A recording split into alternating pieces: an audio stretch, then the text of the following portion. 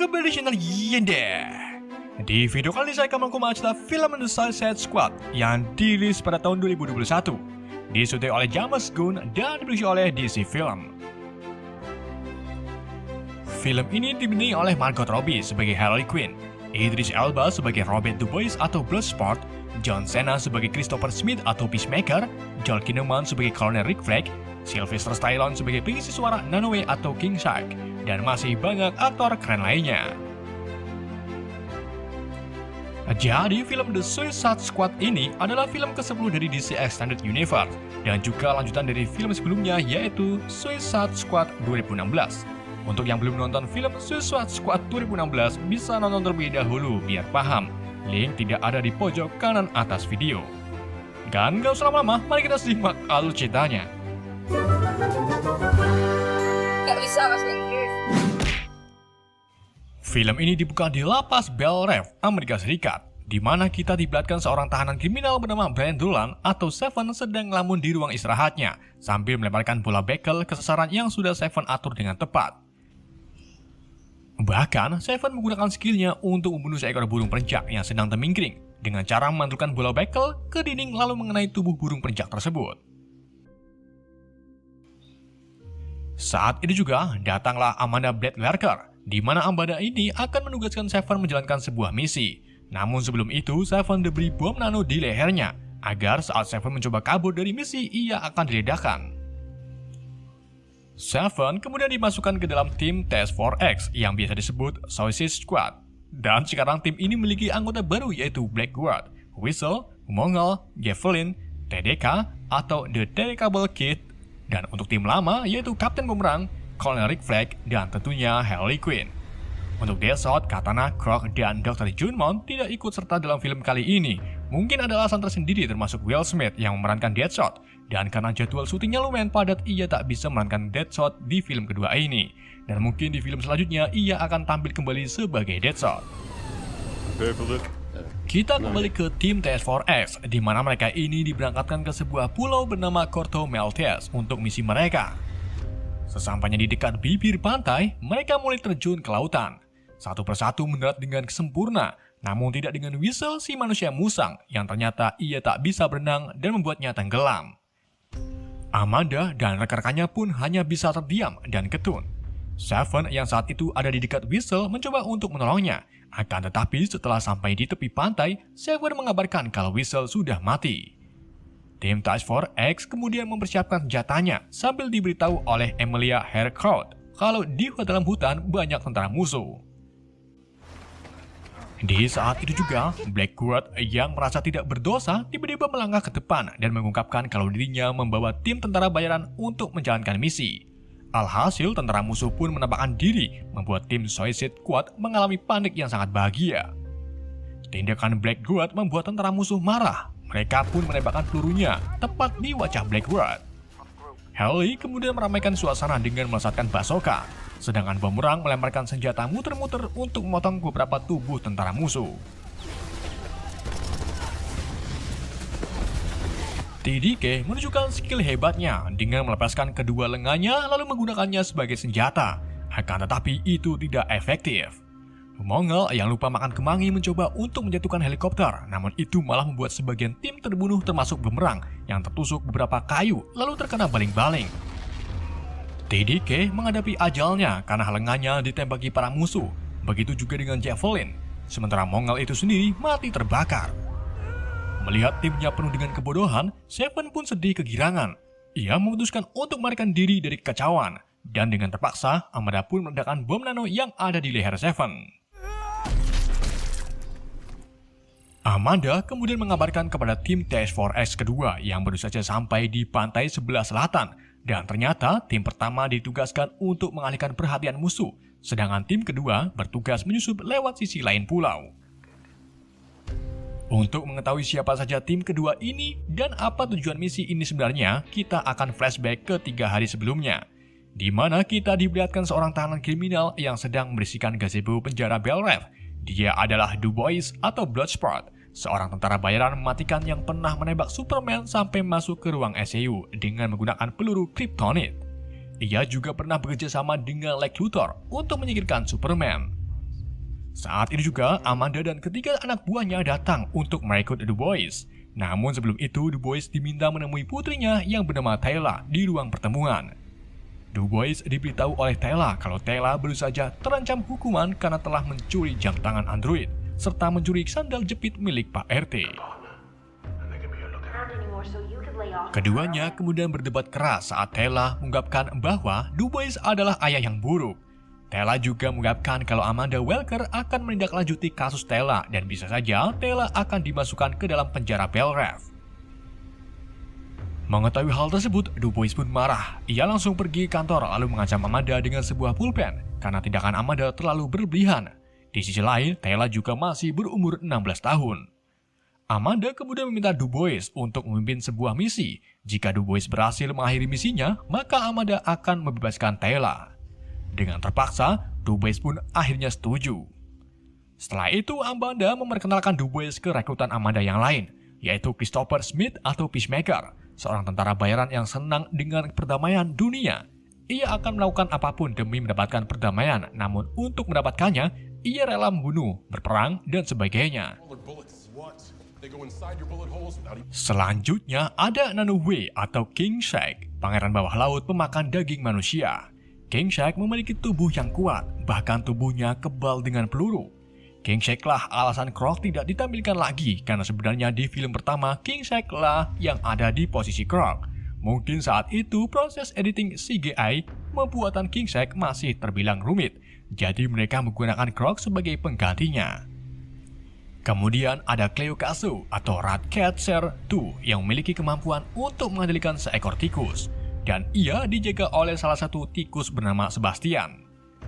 Dan yang terakhir, Abner Creel atau Polkadot Man, seorang pria dengan keahlian genetik yang tidak biasa, di mana tubuh Polkadot Man ini bisa melemparkan totol-totol atau biji kerambol sebagai senjatanya.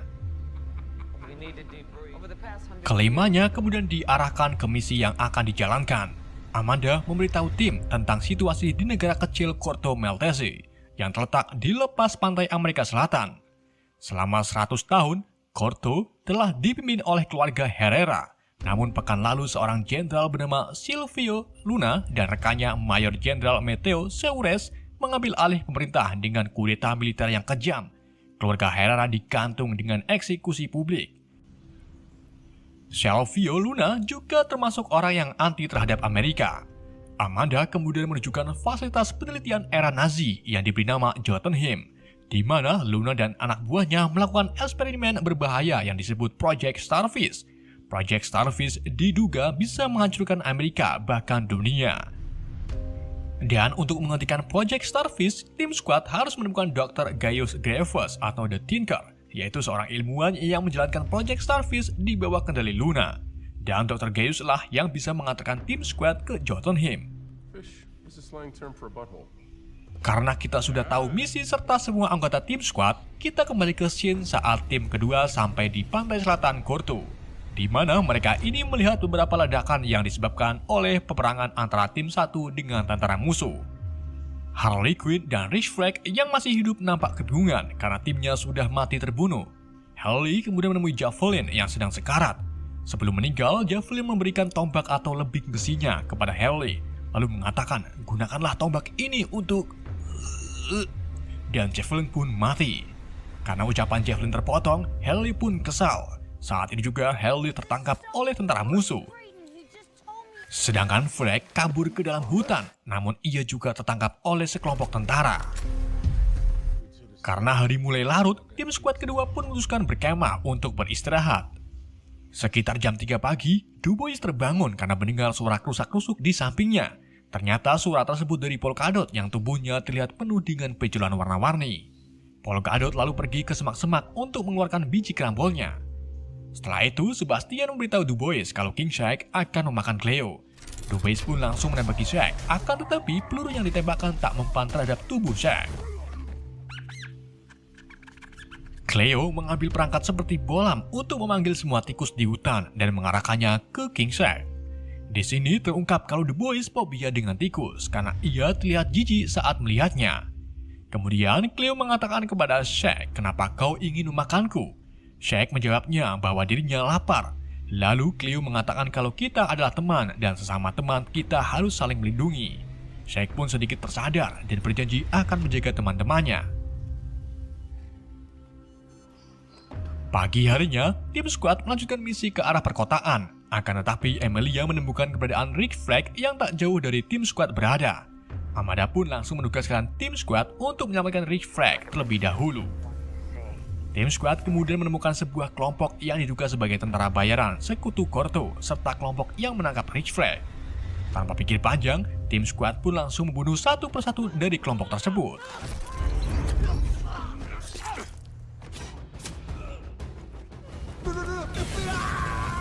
Bloodsport dan Peacemaker berlomba-lomba untuk membunuh para musuh dengan keahlian mereka.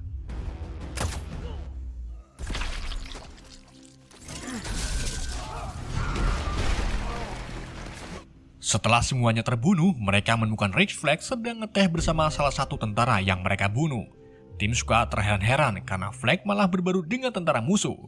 Lalu Flag memperkenalkan Sol Soria, yaitu salah satu tim pembangkang atau perjuang kemerdekaan yang berusaha merebut kembali Corto Maltese dari Luna dan Meteo. Mendengar hal tersebut, tim squad pun langsung sadar kalau yang barusan mereka bunuh bukanlah tentara musuh. Mereka mencoba menutup-nutupi dengan mengatakan kalau saat mereka masuk tidak ada orang sama sekali.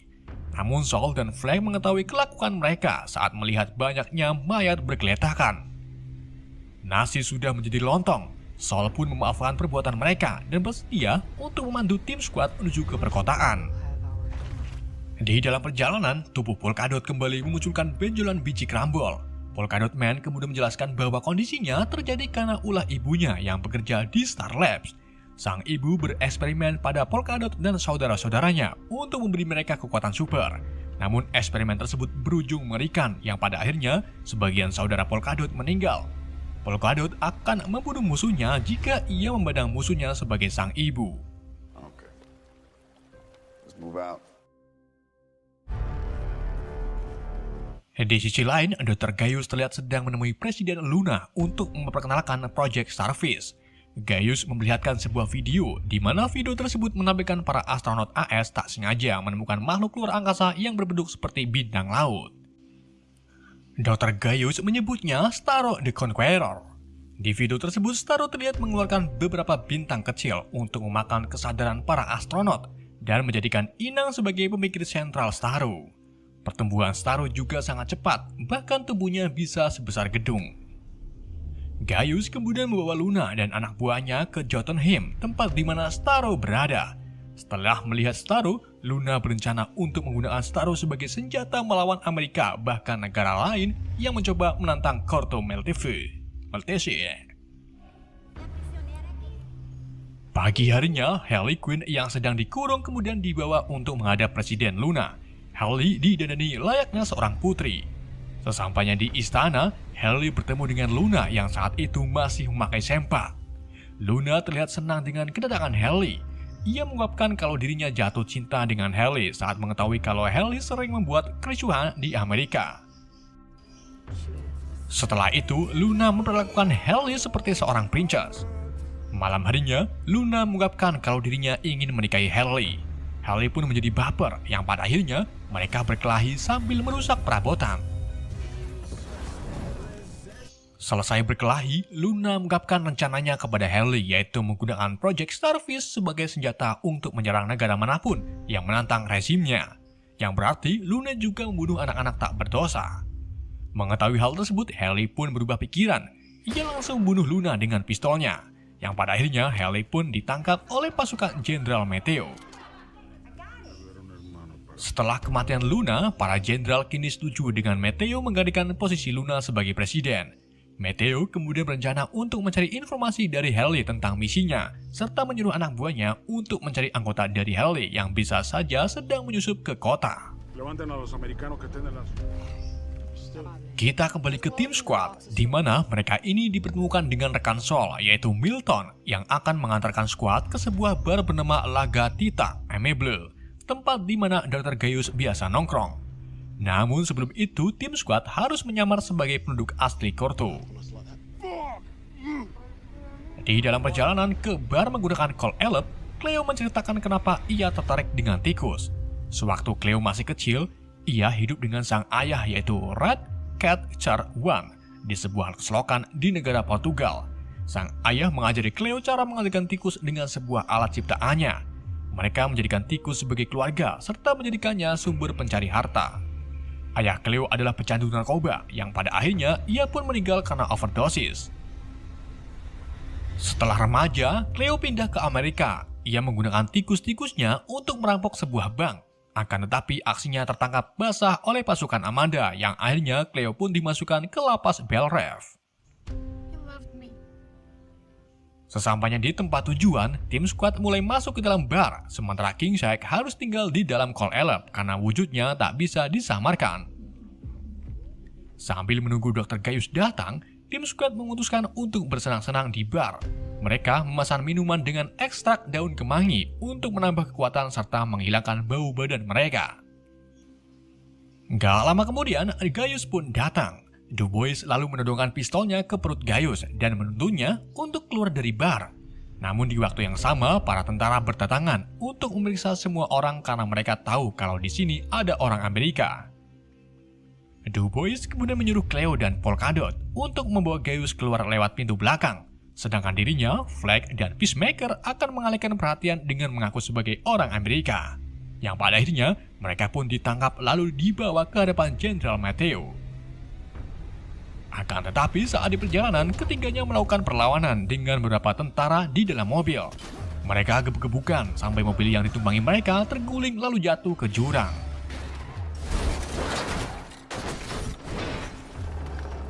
Beberapa saat kemudian, Milton dan tim squad tersisa datang untuk menjemput ketiganya. Du Bois, Peacemaker, dan Flag lalu mengatur rencana, yaitu menyelamatkan Harley terlebih dahulu sebelum pergi ke Jotunheim. Di sisi lain, tepatnya di penjara Gorto, Harley disiksa oleh Mateo dan anak buahnya untuk mendapatkan informasi dari Harley. Tetapi Harley tak memberikan sedikit pun informasi tentang misinya, sampai akhirnya ia disetrum secara terus-menerus hingga pingsan.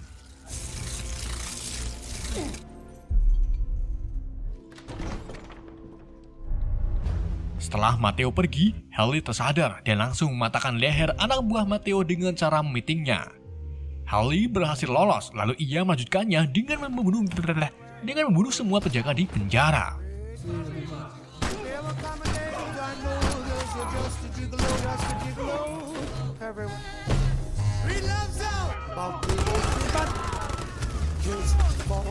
Di sini Harley juga menemukan kembali tombak atau lembing milik Javelin dan menggunakannya sebagai senjata. Sementara tim squad baru saja tiba di penjara, mereka langsung mengatur strategi untuk menyelamatkan Harley. Harley yang baru saja keluar dari penjara dan akan pergi menggunakan taksi, tiba-tiba melihat Flag dan Du Bois sedang berjalan di ujung jalan. Ia pun menghampiri Flag yang saat itu akan memanjat dinding bersama Du Bois. Mengetahui kalau Harley sudah keluar, tim squad pun memutuskan untuk membatalkan misi penyelamatan.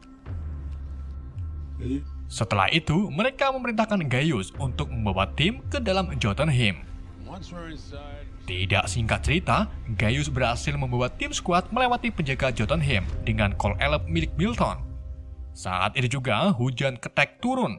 Tim squad lalu berjalan menuju ke menara Jotunheim sambil membunuh para tentara.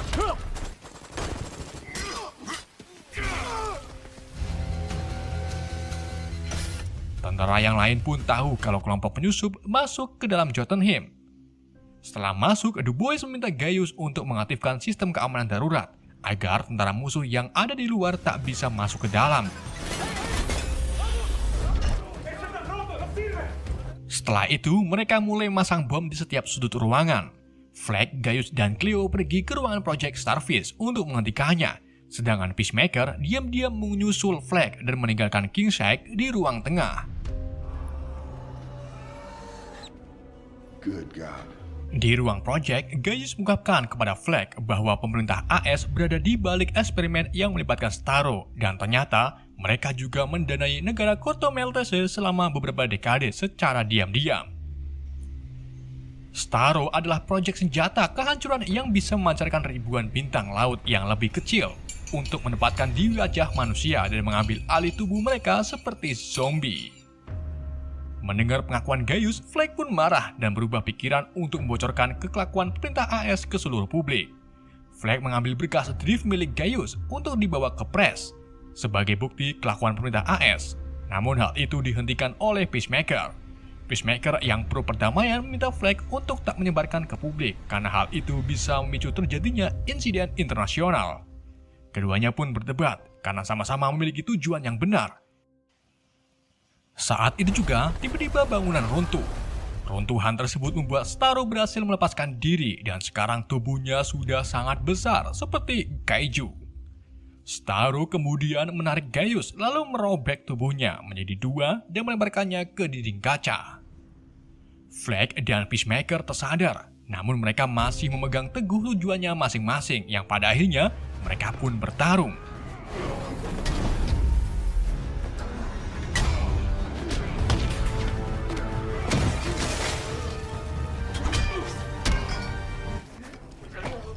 Di saat Flag berhasil mencekik Peacemaker, Peacemaker diam-diam mengambil pecahan beling lalu menikam jantung Flag hingga ia meninggal. Perbuatan Peacemaker disaksikan oleh Cleo. Cleo pun langsung kabur sambil mengambil driftnya. Akan tetapi Peacemaker berhasil menangkapnya dan akan membunuh Cleo karena Cleo melihat dirinya membunuh Flag. Untuk mengetahui apakah Cleo mati di tangan Peacemaker, kita kembali ke 8 menit sebelumnya. Saat King Shark ditinggal di ruangan tengah, King Shark kemudian pergi ke ruangan atas dan menemukan sebuah akuarium besar, di mana di dalam akuarium tersebut terdapat beberapa Squidward yang bisa meniru gaya King Shark. Sementara Bloodsport, Hailey, dan Polkadot pergi ke ruangan kerja untuk memasang bahan peledak. Namun mereka tiba-tiba diserang oleh beberapa tentara dan menyebabkan Milton meninggal. Polkadot pun membalasnya dengan melemparkan biji crumble. Di sini mereka baru menyadari kalau Milton sebenarnya ada di belakang mereka. Saat itu juga beberapa tentara muncul kembali. Polkadot langsung menyerangnya dengan biji crumble. Akan tapi biji crumble tak sengaja mengenai bahan peledak yang pada akhirnya ledakan pun terjadi. Ledakan tersebut membuat akuarium besar jebol.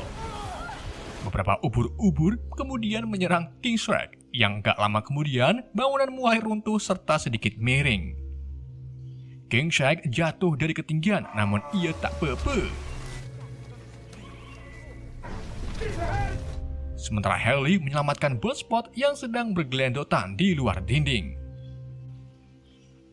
Beberapa saat kemudian, setengah bangunan mulai roboh. Untung saja, Hailey, Bloodsport, dan Polkadot berhasil menyelamatkan dengan melompat ke sisi bangunan.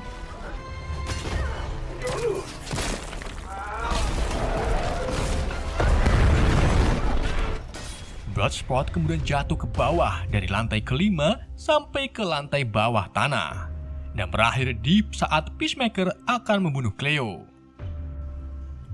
Melihat hal tersebut, Bloodsport pun menembakkan pistolnya, begitu juga dengan Peacemaker. Kedua peluru mereka bertabrakan, namun peluru Bloodsport berhasil menembus peluru Peacemaker dan berakhir mengenai tenggorokannya. Setelah itu, Cleo atau Ratcatcher memberikan driftnya kepada Bloodsport dan memberitahu kalau Peacemaker membunuh Flag karena Flag mencoba untuk menyebarkannya ke publik. Beberapa saat kemudian, Starro mengamuk. Ia menghancurkan Jotunheim dan berhasil keluar untuk menginvasi Corto Maltese. Starro mulai melepaskan ribuan bintang ke udara, lalu berjatuhan ke wajah semua tentara yang ada di bawahnya, termasuk Jenderal Matteo. Sedangkan tim skuad itu sendiri berhasil menghindari dari serangan bintang. Gak lama kemudian, semua tentara bangun dan dikendalikan oleh Starro. Starro dan pasukannya lalu pergi ke perkotaan untuk penyerangan kedua. Di sisi lain, Saul dan pasukannya mengeksekusi anggota rezim Corto Maltese untuk melakukan kudeta serta merebut kembali negara mereka. Amanda Brad Welker memberitahu skuad bahwa misinya telah selesai. Mereka diminta kembali ke Bell Reef untuk memberikan driftnya kepada Amanda. Tim skuad pun nurut dengan perintah Amanda.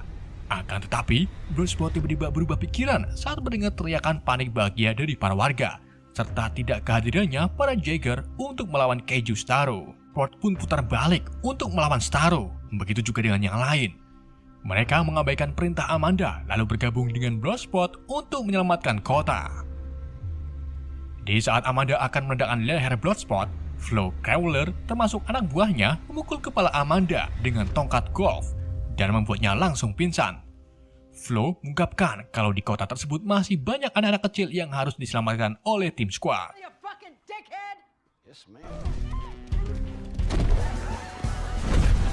Saat berhadapan dengan Starro, Bloodsport mencoba menggunakan senjatanya untuk membunuh Starro.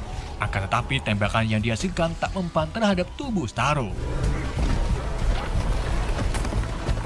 Bloodsport kemudian menginstruksikan tim dengan menyuruh Harley menyerang dari arah atas bangunan. King Shark diminta untuk memakan Starro, sedangkan Polkadot diminta untuk membayangkan Starro sebagai ibunya. Polkadot Man pun langsung menembakkan biji-biji krambol ke arah kaki Starro dan itu berhasil membuat kaki Starro terluka. Namun sayangnya Starro membalas Polkadot dengan menggepreknya. Setelah itu, Bloodsport melihat Ratcatcher sedang menggunakan perangkat es krimnya dan akan dibunuh oleh Starro. Bloodsport pun langsung berlari ke arah Ratcatcher dan berhasil menyelamatkannya. Ratcatcher kemudian menggunakan perangkatnya kembali lalu memanggil semua tikus di kota untuk menyerang Starro sambil mengatakan kota ini milik mereka.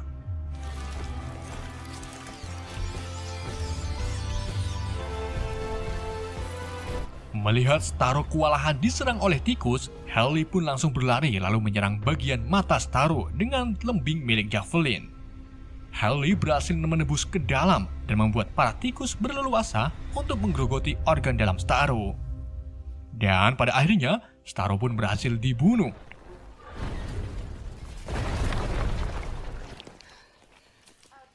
Aksi tim squad disiarkan ke berita televisi, dan saat itu juga, Tayla melihat berita yang menyampaikan ayahnya sedang menyelamatkan kota dari serangan kaiju.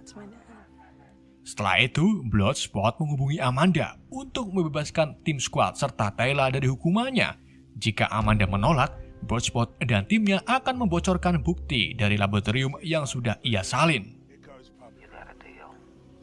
Tim squad kemudian dijemput oleh helikopter. Saat di perjalanan, Sebastian merangkak ke paha Bloodsport. Bloodsport pun memberhentikan diri untuk membelai Sebastian. Di adegan mid-credit, Weasel terbukti masih hidup dan mulai berkeliaran di hutan Corto Maltese. Sedangkan di adegan pasca-kredit, bawahan Amanda yaitu John O'Connor dan Emilia Arcrot pergi ke rumah sakit dan menemukan bahwa Peacemaker masih hidup. Peacemaker nantinya akan direkrut kembali oleh Amanda untuk menyelamatkan dunia. Dan bisa saja, Peacemaker akan balas dendam kepada Bloodsport. Film pun berakhir. Save the fucking world, that's all. Oke, itulah alur cerita film The Suicide Squad. Semoga kalian terhibur dengan alur cerita yang saya bawakan. Mohon maaf jika ada kesalahan. Pesan yang tidak bisa kita ambil dari film ini, pria sejati adalah pria yang tak pernah udut di dalam WC. Sekian dari saya, wassalamualaikum warahmatullahi wabarakatuh.